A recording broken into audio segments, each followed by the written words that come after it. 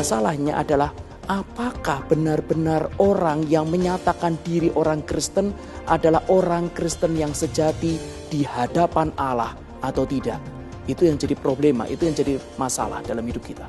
Iman yang menyelamatkan itu ternyata akan membuahkan kerinduan yang besar di dalam hidup kita untuk kita itu semakin mengenal Allah melalui firman yang kita baca setiap hari sendiri. Hanya orang yang sadar dirinya itu berdosa dan Allah itu kudus mulia, dialah yang akan bisa berseru, Tuhan kasihanilah saya.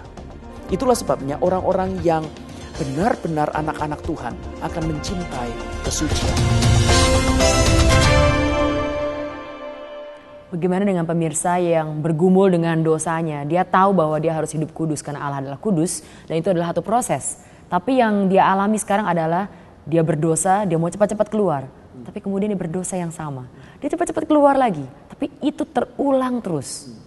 Bagaimana menurut Bapak? Di dalam kasus seperti ini, maka saudara-saudara saya sarankan ini adalah sesuatu yang bukan saja saudara itu ada. Orang-orang besar. Seperti kalau saudara melihat daripada biografi daripada David Brain, itu pun dia itu setiap hari meratap untuk bisa Tuhan itu mengeluarkan dia dari dosa-dosa yang dia miliki. Tentunya dosanya bukan merokok, bukan berzinah, tetapi tentunya dia adalah dosa, dia menyadari dosa kesombongan pribadinya. Setiap orang pasti berdosa.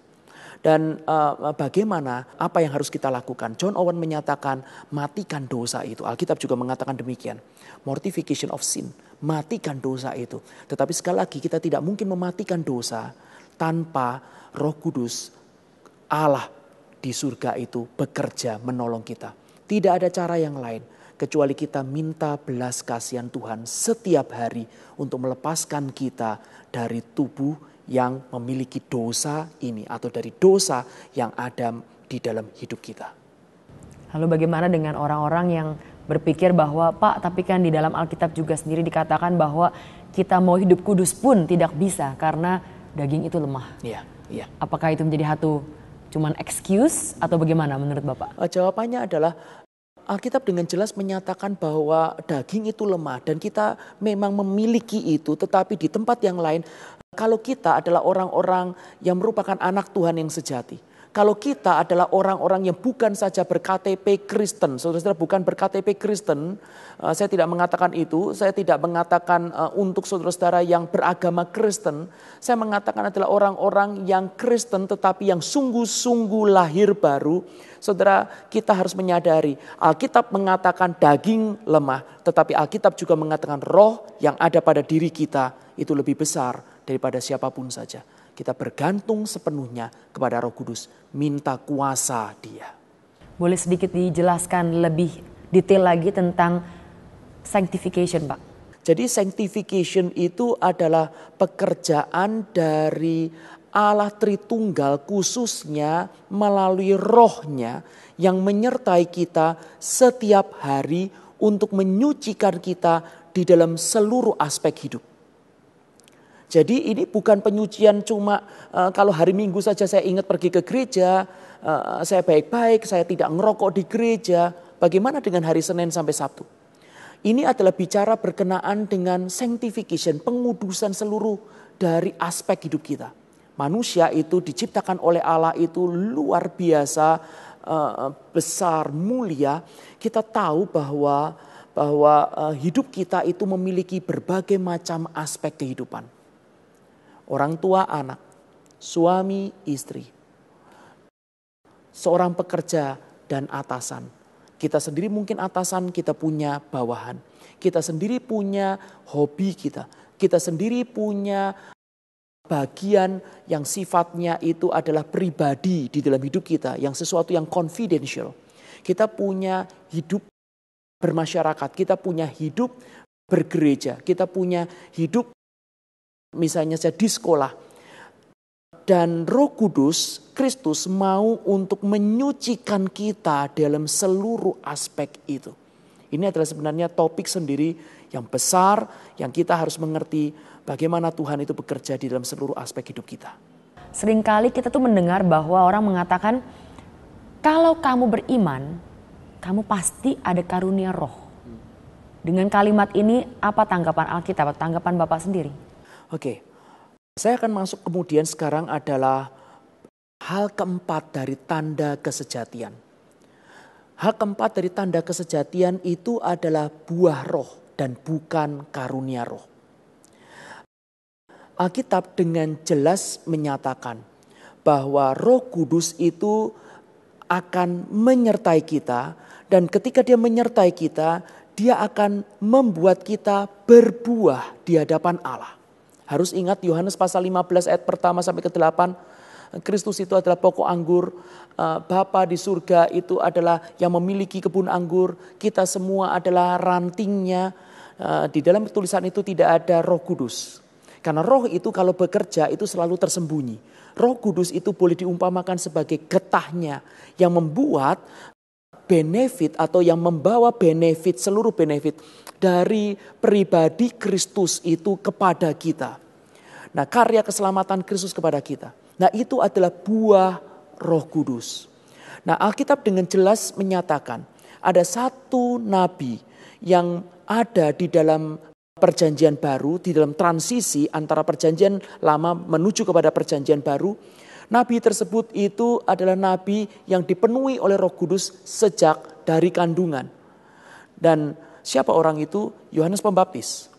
Dan Yohanes Pembaptis dikatakan di dalam Alkitab tidak pernah memiliki atau mengeluarkan satu tanda pun.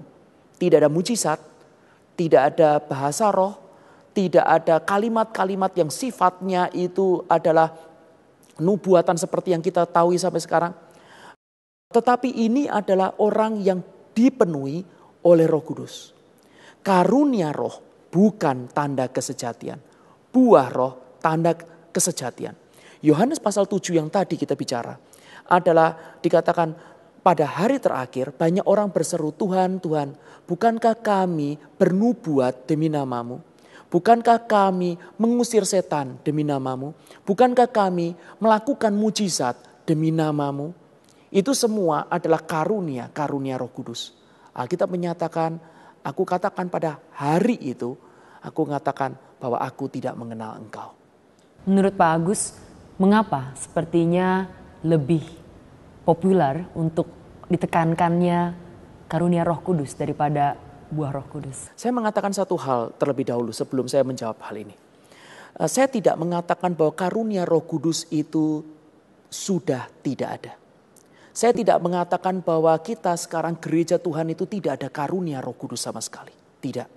Roh Kudus tetap bekerja dalam gereja Tuhan, dan Roh Kudus itu menyatakan karunia kepada setiap orang masing-masing. Alkitab mengatakan untuk pembangunan tubuh Kristus. Tetapi di tempat yang lain, nah sekarang saya akan jawab bahwa adalah benar bahwa karunia itu bukan tanda kesejatian. Tetapi saudara-saudara, banyak sekali daripada orang-orang zaman sekarang selalu berpikir mengenai karunia roh dan mujizat dan lain sebagainya. Dan berpikir bahwa jikalau ada seorang hamba Tuhan yang bisa melakukan itu, pasti hamba Tuhan itu sejati. Atau jikalau saya sudah mendapatkan itu, pasti saya adalah anak Tuhan yang sejati. Saya mau tanya kepada saudara-saudara, mungkin siapa yang lebih besar, siapa yang lebih hebat ketika dikatakan mujizat dibanding orang-orang, jutaan orang yang keluar dari Mesir menuju Kanaan melalui padang gurun. Dan jutaan orang-orang itu adalah orang-orang Israel. Dan mereka setiap hari mendapatkan roti dari surga, dari langit, datang kepada mereka. Dan mereka berpuluh-puluh tahun memiliki sepatu yang tidak pernah rusak. Pada waktu siang hari mereka mendapatkan tiang awan, pada malam hari mereka ada tiang api. Siapa yang lebih besar mujizat daripada mereka? Saudara, kalau saudara melihat sekarang ada orang yang sakit disembuhkan, saudara harus tahu bahwa banyak sekali kemudian setelah itu ternyata orang itu sakit lagi. Dan banyak orang tidak pernah mengecek.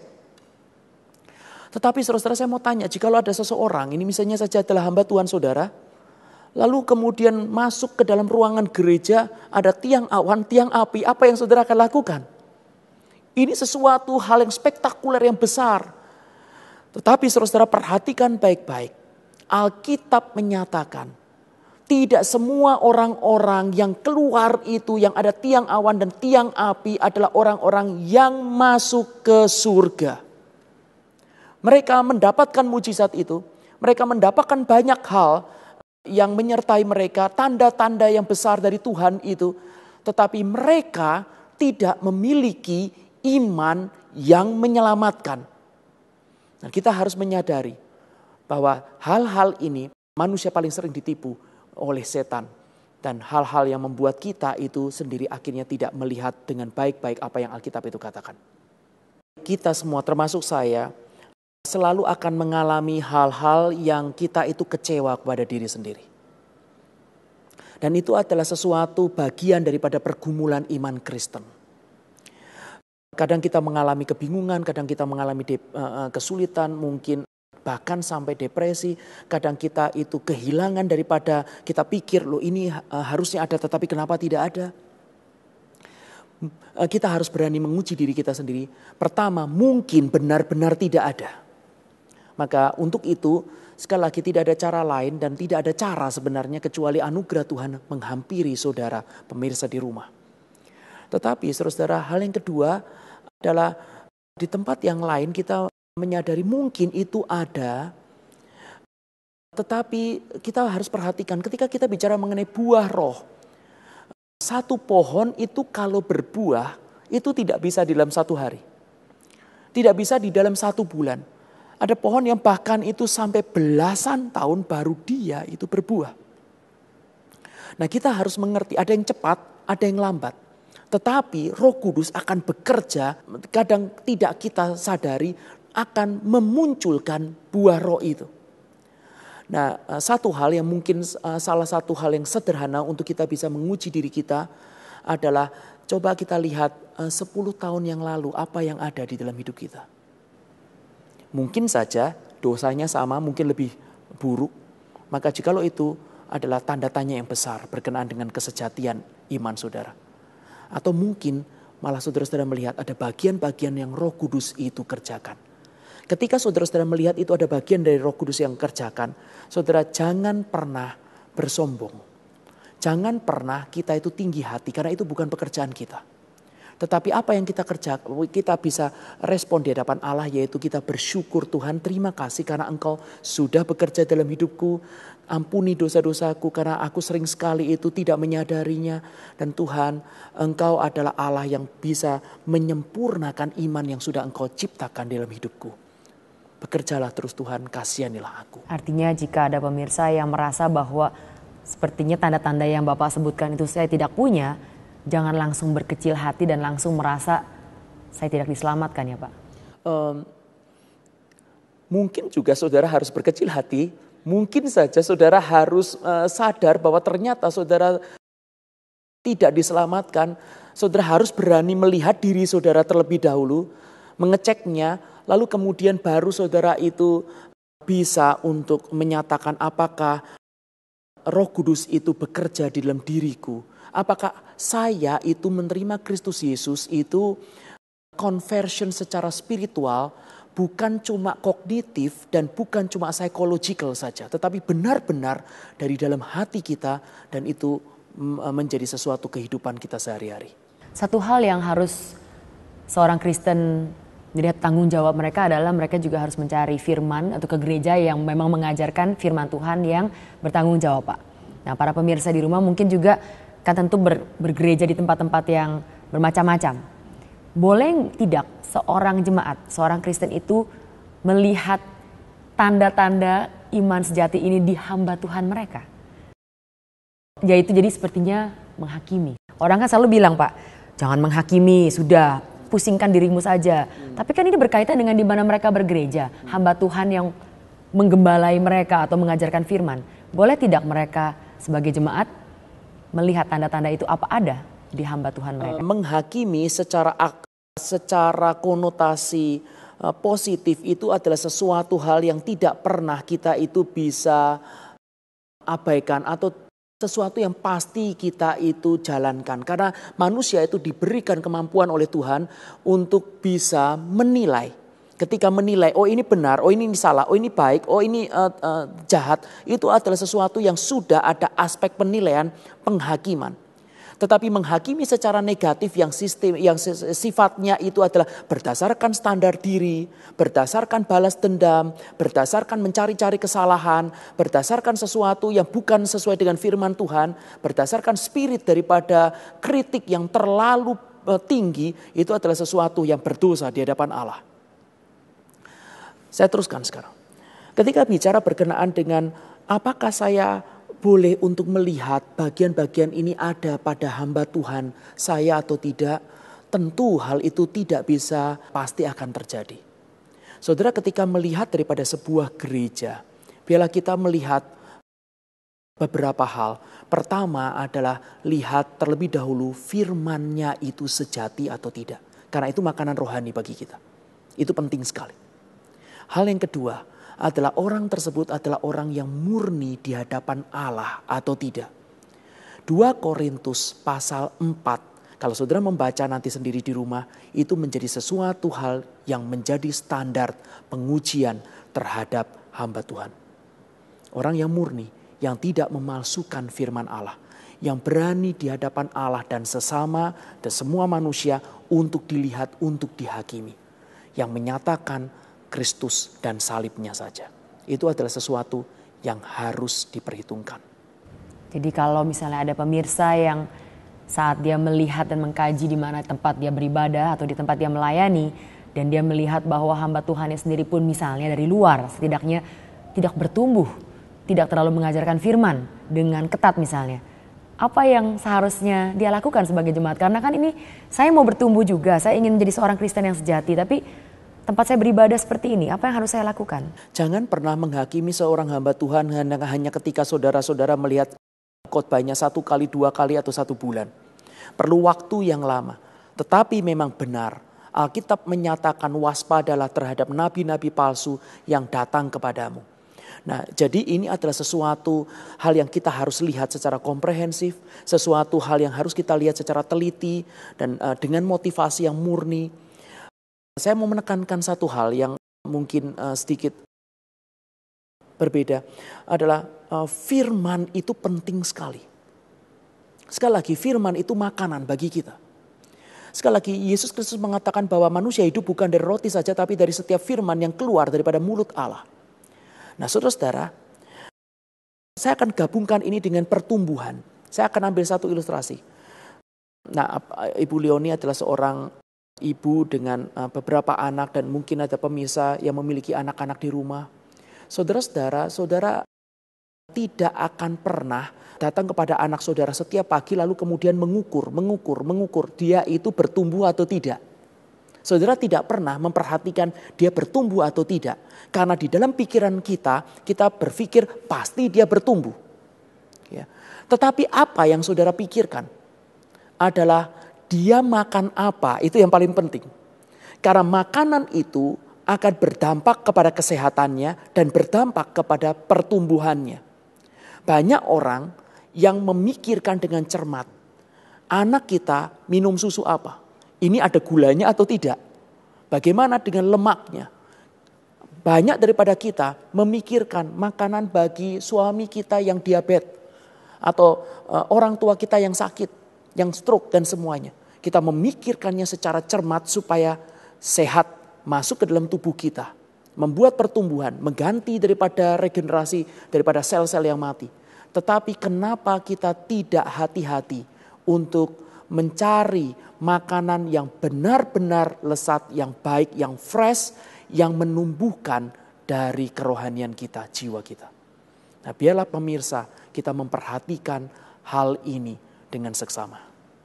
Yang terakhir Pak Agus, berkenaan dengan hal kesejatian iman. Ada hal lain lagi yang Pak Agus ingin sampaikan kepada para pemirsa Reform 21, bisa bicara langsung kepada mereka. Jadi saudara, sekali lagi bahwa kesejatian iman itu merupakan pekerjaan dari Allah Tritunggal di dalam hidup kita. Ini bukan sesuatu pekerjaan daripada diri kita sendiri. Itulah sebabnya saudara-saudara, ketika saudara sudah mendengarkan siaran pada saat ini. Dan saudara-saudara akan terbagi menjadi dua. Pertama adalah orang-orang yang mengatakan, oh ternyata aku belum punya. Terhadap orang-orang seperti ini, apa yang saudara harus berespon kepada Tuhan? Saya katakan, biarlah siaran ini merupakan satu anugerah Tuhan bagi saudara. Anggaplah bahwa siaran ini adalah di mana Tuhan itu menyatakan posisi saudara di hadapan matanya yang suci. Jikalau itu belum ada dalam diri saudara, biarlah saudara mau untuk minta belas kasihan Tuhan. Minta untuk Roh Kudus bekerja. Minta saudara itu bisa mengatakan, Tuhan Yesus, aku menerima Engkau sebagai Tuhan dan Juru Selamat pribadi di dalam hatiku secara sungguh-sungguh sejati, bukan hanya dalam pikiran atau emosi saja, tetapi secara rohani itu adalah pengubahan, pertobatan yang sejati. Atau mungkin bagian yang kedua bagi saudara-saudara yang setelah mendengarkan semua siaran ini saudara menyadari, oh ini ada padaku. Maka bersyukurlah kepada Tuhan, dan Alkitab mengatakan kerjakanlah keselamatanmu dengan takut dan gentar. Biarlah kita boleh bergiat di dalam tanda-tanda yang ada sampai kita bertemu dengan Tuhan atau Tuhan menjemput kita.